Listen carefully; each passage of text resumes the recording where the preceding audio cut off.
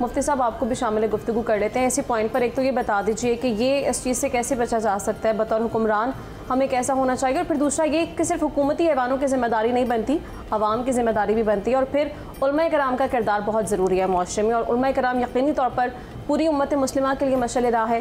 ان مسائل کے حل کے لیے علماء کرام کا کیا کردار ہو سکتا ہے, آپ کیا سمجھتے ہیں؟ دیکھیے, تمام مسائل کا جو حل ہے اس میں بنیادی چیز یہ ہے کہ تقوی اور اخلاص کی بنیاد پر حکمران چنے جائیں. جی.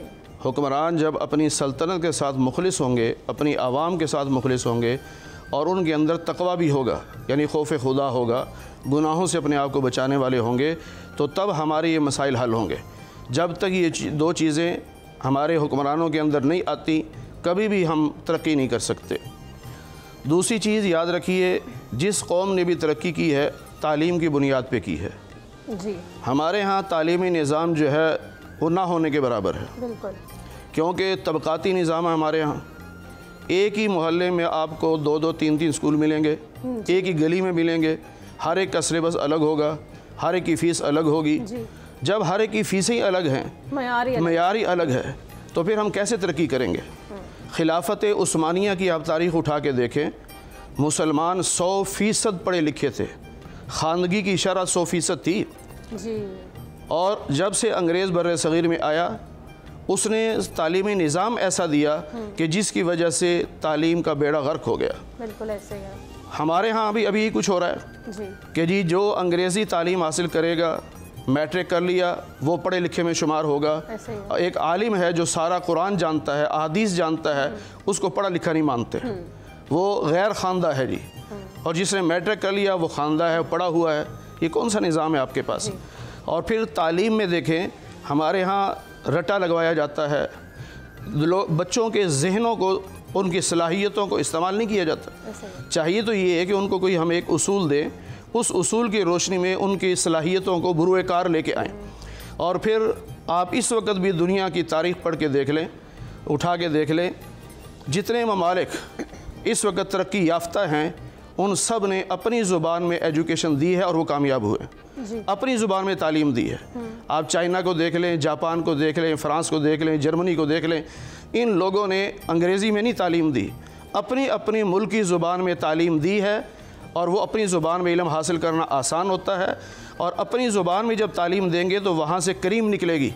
لیکن ہوتا کیا ہے کہ غیروں کی زبان مسلط کی گئی تاکہ ان کی صلاحیتیں دب جائیں, اور غریب کا بچہ اوپر نہ آ سکے, اور وہ کوئی انجینئر نہ بن سکے, وہ کوئی سائنسدان نہ بن سکے.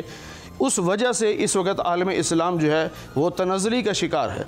جب ہم تعلیم کو عام کریں گے, سستی کریں گے, بلکہ فری کریں گے, اور نصاب تعلیم ایک بنائیں گے, سب کا معیار ایک جیسا بنائیں گے, تب جا کے ہم دنیا میں ترقی کر سکتے ہیں. اور آج بھی وقت ہے ہمارے پاس کہ ہم انگریزی پڑھائیں بطور زبان, لیکن سارا نصاب جو ہے اس کو اردو میں منتقل کریں. ہماری قومی زبان ہے, جب اردو میں منتقل ہوگا تو بچہ اس کو سمجھے گا. بالکل. اب جب بچہ نہیں سمجھتا, اسے پتہ ہی کچھ نہیں, انگریزی میں کیا لکھا ہے سب کو تو نہیں آتی. تو جب ہم اپنی زبان میں تعلیم دیں گے تو ہم ترقی کریں گے. ہمارے ہاں جو مسائل بنیادی ہوتے ہیں ان پہ ہم توجہ نہیں دیتے. فضول قسم کے جو مسائل ہوتے ہیں ہم اس پہ پیسہ برباد کرتے ہیں, اور اس پہ لوگوں کو لگا دیتے ہیں, اور لوگ ادھر دیکھ رہے ہوتے ہیں, ادھر سے نقصان ہو رہا ہوتا ہے. بنیادی مسائل کو سامنے رکھنا چاہیے, اور اس میں یہ ہے کہ ہم مسلمان ہیں. ہمارے مسلمانوں کا, عالم اسلام کا ہر فرد وہ اسلام کے ضروری مسائل کو معلوم کرے. اسے ضروری مسائل کا تو پتہ ہو نا کہ میں جس فیلڈ میں ہوں اس فیلڈ میں دین مجھے کیا کہتا ہے. اگر میں تاجر ہوں تو تجارت کے بارے میں اسلام مجھے کیا بتاتا ہے. اگر میں ذمہ دار ہوں تو اس ذمہ داری کے بارے میں اسلام مجھے کیا بتاتا ہے. اگر میں کسی ادارے کا امپلائی ہوں تو مجھے اسلام کیا حکم دیتا ہے. اور اگر میں مالک ہوں, فیکٹری آنر ہوں, تو مجھے اسلام کیا حکم دیتا ہے. جب ہم اپنا دین سمجھیں گے, اپنے فرائض منصبی سمجھیں گے, تو پھر ایک معاشرہ بنے گا. اور جن قوموں نے ترقی کی انہوں نے معاشرہ یہی بنایا ہے. بلکہ حیران ہوں گے کہ بعض ممالک ایسے ہیں, خاص طور پہ جاپان میں نے دیکھا اور وہاں معلومات بھی لی, کہ وہاں جو فیکٹری آنر ہوتا ہے اس نے حکومت کو لکھ کے دینا ہوتا ہے کہ میں فلاں تاریخ کو سیلری دوں گا. اچھا. اس تاریخ سے آگے پیچھے نہیں ہو سکتا, جو مرضی ہو جائے. وہ بھلے کہیں دنیا کے کونے میں ہو، اس تاریخ کو خود اس نے حاضر ہونا ہے، بے شک پورا مہینہ نہ آئے۔ اور پھر وہاں سیلری دینے کا یہ طریقہ نہیں ہے کہ جی دفتر میں صاحب بیٹھے ہوئے ہیں، پیچھے لائن بنا لو جی، اب امپلائی باہر کھڑے ہوئے ہیں بیچارے تھک رہے ہیں، صاحب جی میٹنگ میں ہے جی، وہ میٹنگ کیا ہے، فون پہ گپے لگ رہی ہوں گی، وہ بیچارے باہر کھڑے ہیں۔ لیکن جاپان میں کیا اصول ہے کہ مالک ہر ایک کی سیلری لے کر اس کا جو اکاؤنٹنٹ ہوتا ہے وہ پیکٹ پہلے بنا دیتا ہے، اس پہ لکھا ہوتا ہے یہ نام ہے، اتنے گھنٹے اس نے کام کیا ہے، اتنی اس کی سیلری ہے، وہ اٹھائے گا مالک خود۔ اور اگر گیٹ کیپر کی سیلری ہے تو گیٹ پہ جا کے اسے خود دے گا، اسے نہیں بلائے گا۔ اگر کوئی مشین پہ کام کر رہا ہے تو اسے مشین پہ جا کے سیلری دے گا اور ساتھ شکریہ بھی ادا کرے گا کہ میں آپ کا شکریہ ادا کرتا ہوں کہ آپ میری کمپنی میں کام کر رہے ہیں۔ جب یوں آپ عوام کو رسپیکٹ دیں گے تو عوام آپ کے لیے جان دینے کے لیے تیار ہوگی۔ جب امریکہ نے بم مارا تھا جاپان کے اوپر تو وہ قوم تو بن چکے تھے پہلے بھی، تو انہوں نے یہ رونے نہیں روئے کہ ہم مر گئے، ہم یہ ہو گیا وہ ہو گیا۔ انہوں نے کہا جی ہر آدمی اپنی فیلڈ میں مفت کام کرے گا، اپنے ملک کو دوبارہ پاؤں پہ کھڑا کرے گا، حکومت ان کی روٹی کا انتظام کرے گی۔ 3 وقت کا کھانا حکومت دیتی تھی، ساری عوام جو ہے کام کر رہی ہے، مستری بھی کر رہا ہے، مزدور بھی کر رہا ہے، انجینئر بھی کر رہا ہے، کوئی سیلری نہیں۔ انہوں نے کہا جی روٹی مل رہی ہے نا، بس روٹی ملتی رہے گی، ملک کو دوبارہ پاؤں پہ کھڑا کرو۔ اور ہمارے ہاں کیا ہوتا ہے، حادثاتی موقع ایسے آ جائیں تو ہمارے ہاں تو چیزوں کے ریٹ ہی اوپر چلے جاتے ہیں، اور مزدوری کرنے والا بھی چاہے وہ سرکاری کام پہ بھی ہو اس کے بھی وہ ریٹ بڑھا دیتا ہے۔ اگر حادثے سے پہلے 1000 روپے دیہڑی لیتا تھا، اگر کوئی حادثہ پیش آ گیا، کوئی سیلاب آ گیا، کوئی زلزلہ آ گیا، اب وہ مستری شارٹ ہو رہے ہیں وہاں پر، اب وہ کہتا ہے میں تو 2000 لوں گا۔ بجائے اس کے کہ وہ قوم کے لیے کام کرے اور خیرخواہی کے جذبے سے کرے، وہ الٹا اپنی جیب بھرتا ہے۔ اس کی وجہ یہی ہے کہ ہم نے قوم تیار نہیں کی، اور اس میں سب سے بڑا قصور جو ہے وہ پہلے عوام کا بھی ہے کہ انہوں نے ایسے حکمران منتخب ہی نہیں کیے جو ملک کے ساتھ مخلص ہوں، دین کے ساتھ مخلص ہوں۔ اور اس کے بعد جو حکمران آئے انہوں نے، جو پروفیسر نے بتایا، کہ اپنے ذاتی مفادات کو آگے رکھا ہے، ملکی مفادات کی انہوں نے فکر نہیں کی ہے۔ حالانکہ ملکی مفادات کی جو فکر کرے وہ کامیاب ہوتا ہے، اور وہی اپنی عوام کے لیے آئیڈل بنا کرتا ہے جو اپنے ملک کا خیر خواہ ہو۔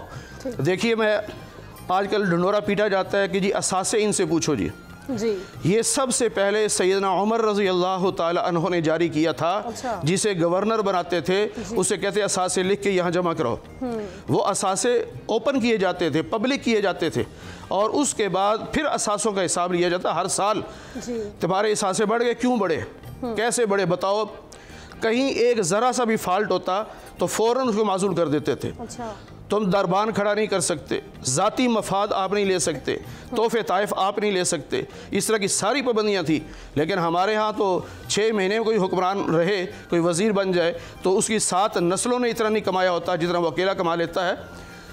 حضرت عمر رضی اللہ عنہ کے بیٹے، انہوں نے کچھ اونٹ خریدے جو کمزور تھے، سستے مل گئے، اور چرانے کے لیے سرکاری چراگاہ میں بھیج دیے، وہاں چرتے رہے۔ جب وہ موٹے تازے ہو گئے تو بیچا، جب بیچا تو منافع آیا۔